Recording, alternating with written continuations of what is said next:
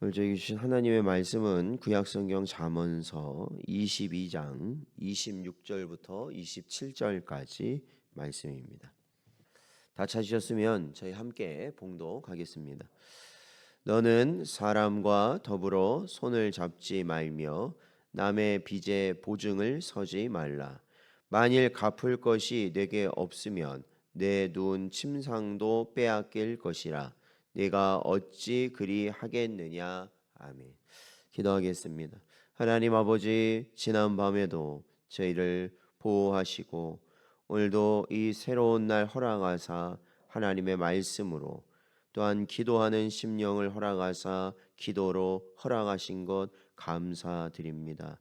저희들의 마음에 날마다 하나님께서 주신 믿음의 분량이 더욱더 장성케 하시고 또한 저희들이 하나님이 주신 마음을 마음에 언제나 품게 하여 주셔서 최선을 다하는 복된 삶이 되도록 인도하여 주옵소서.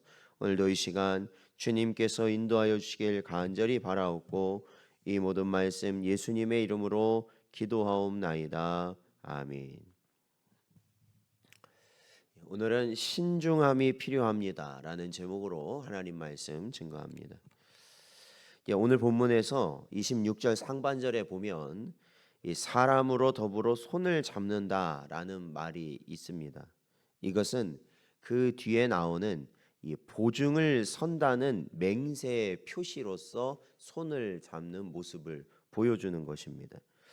그리고 계속해서 27절을 보면 내 눈 침상도 빼앗길 것이라고 말하고 있습니다.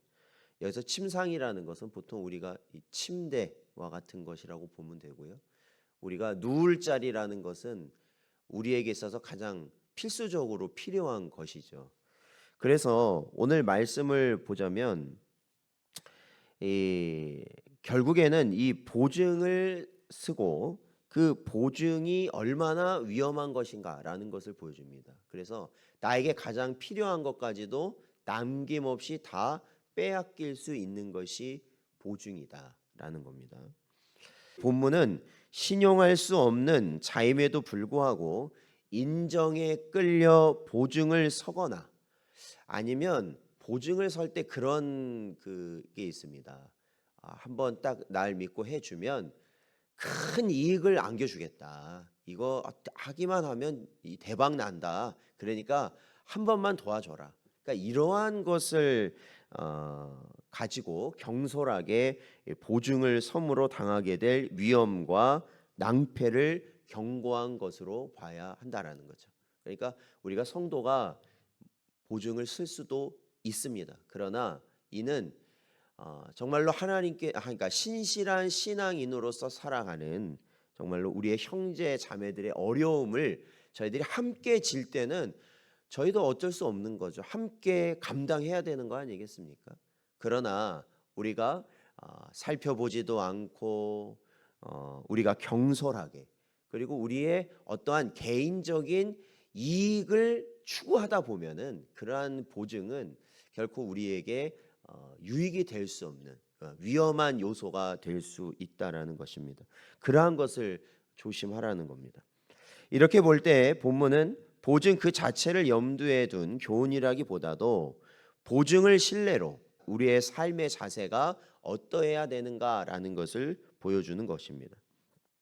다시 말해 지혜로운 삶, 복된 삶을 견지하기 위해서 우리는 삶 전반의 모든 일에 대해서 신중하게 심사숙고하는 태도를 가지라라는 것을 교훈하는 것이죠. 사실 오늘날 신앙일이라 자처하는 자들 중 어떤 일을 결정하기에 앞서서 이 세밀하게 또 신중하게 검토하고 결정하기보다는 그냥 은혜로 하자 아니면 믿음으로 하자라는 그러한 이름을 빌려서 그러니까 은혜나 믿음이라는 이름을 빌려서 아무런 확신도 없이 무모하게 일을 계획하고 결정하는 그러한 일들이 있습니다. 이들은 그 일을 결정함에 있어 무책임한 것만큼이나 뒷수습 곧 그 일로 인한 결과에 대해서도 무책임하다는 것을 보여줍니다. 그리하여 그들 중 많은 이들이 자기의 계획과 결정에 대해서 책임지기보다는 그것을 타인에게 전가하거나 공동체의 몫으로 돌리는 경우가 비일비재하다라는 것이죠. 그냥 무턱대고 시작해 놓고 결과가 안 좋으면 발을 싹 빼는 거죠. 그리고 이건 내가 잘못한 거 아니다. 뭐 다른 것 때문에 그런 거다. 이렇게 말한다는 겁니다. 심지어 그들은 그 모든 허물과 실패의 책임을 하나님 때문에 그런 거다. 하나님이 이렇게 하신 거다. 이렇게 말하기도 한답니다. 이들은 결국 자신들의 삶만 아니라 그 주변의 사람들을 힘겹게 하고 심지어 교회 공동체에도 큰 문제를 일으키며 하나님의 영광을 가리우는 결과를 초래하는 악하고 무책임한 자들이라 이 정죄받아 마땅한 자들이라는 겁니다. 이들은 단지 일에 있어서만 아니라 신앙에 있어서도 심각한 문제를 지닌 자들이라 할 수 있습니다. 왜입니까? 우리가 믿는 하나님은 모든 일에 주도 면밀하시며 범사에 책임 있고 규모 있게 행하시는 분이며 당신을 믿는 성도들에게도 그 같은 삶을 살 것을 가르치시는 분이기 때문에 그렇습니다. 그래서 이 성도에게 있어서 책임지는 삶이 굉장히 중요한 겁니다. 책임을 진다라는 것은 그만큼 계획하고 그만큼 생각하고 그만큼 준비하여서 일을 하였기 때문에 그에 따른 책임을 지는 그러한 모습을 보일 수가 있는데 그냥 무턱대고 그냥 해놓고 무턱대고 그냥 누가 좋다 이런 말 듣고 해놨다가 나중에 그게 잘 안 되는 사람들을 보면은 책임을 잘 안 집니다. 그래서 성도는 언제나 내가 책임을 져야 된다라는 마음을 지니고 살아가야 됩니다. 그 마음이 있으면 어떻게 되겠습니까? 당연히 신중할 수밖에 없어요. 내가 책임을 져야 되니까. 그것이 이제 성경에서 우리 성도들에게 요구하는 모습이죠. 이 성경에서도 하나님께서는 이렇게 계획적인 분이시다. 이 성도는 이러한 모습으로 살아가야 된다는 걸 보여주는 면이 있습니다. 먼저는 하나님께서는 이미 주시겠다고 수없이 약속하신 가나안 땅으로 이스라엘 백성을 인도하시면서 먼저 모세와 여호수아를 통해 그 땅을 정탐하라고 말씀하십니다. 또한 누가복음을 기록한 누가는 그리스도와 사도들의 행적을 기록하면서 대충 기록한 것이 아니라 근원부터 자세하게 살펴서 정확한 사실만을 기록했다고 말하고 있습니다. 또 이렇게 기록된 성경 말씀들을 대충 믿지 아니하고 자세히 조사하며 공부했던 베레아 사람들의 태도를 성경은 칭찬하고 있습니다. 그리고 사도 요한은 아무 영이나 믿지 말고 반드시 하나님의 영인가 시험하여 보고 믿으라고 권면했고 사도 바울 역시 교회의 일꾼을 세울 때 반드시 여러 날을 두고 살펴 흠이 없고 칭찬받을 만한 사람인간을 확인하라고 말씀하고 있습니다. 우리는 이러한 몇 가지 예들을 통해서도 성경이 하나님께서 얼마나 우리에게 신중하고 심사숙고하는 자세를 가져야 하는가라는 것을 강조하고 있는지 알 수 있습니다. 사랑하는 성도 여러분, 우리는 이러한 사실을 깊이 명심하여 항상 신중에 신중을 더하는 자세를 가져야 할 것입니다.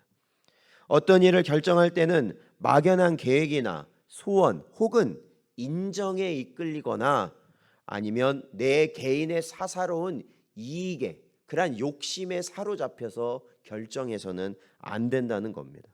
매사에 언제나 항상 철저하게 파악하고 분석해야 하는 것이죠. 이러한 심사숙고의 자세야말로 무책임하고 즉흥적인 사람들로 어지럽고 혼탁해지는 이 세상에서 빗된 삶, 책임 있는 삶을 살아갈 성도가 지녀야 할 참된 지혜라 하겠습니다. 무엇보다 이는 하나님의 진실하심, 온전하심, 성실하심을 드러내야 할 성도가 지녀야 할 마땅한 삶의 자세라 하겠습니다. 그래서 요즘은 뭐 재개발이다 해가지고 많이 이렇게 바뀌잖아요. 그래서 뭐 내가 오래 살았던 동네라도 요즘엔 가보면은 너무 많이 바뀌어서 어디가 어딘지 모르겠더라고요. 그런데 가봤더니 옛날부터 서 있던 오래된 나무는 그 자리에 있더라고요. 나무가 그 자리에 있더라고요. 그래서 그 자리를 보면서 여기가 내가 이렇게 지내던 곳이구나, 그것을 알 수 있거든요. 성도들은 그러한 자라야 된다는 거예요. 성도들은 항상 그 자리. 그래서 다른 주변의 사람들이 어딘가로 떠나갔다 하더라도 돌아왔을 땐 우리 성도들의 모습을 보고 여기가 나의 자리구나, 이것이 참된 자리구나, 그것을 깨닫을 수 있도록 보이는 삶이 성도이고요. 그것이 하나님의 신실하심이다라는 겁니다. 오늘도 주신 말씀을 마음에 잘 새기시고 언제나 이러한 하나님의 신실하심과 신중함을 마음에 품고 살아가시는 여러분 되시기를 주의 이름으로 축원드립니다.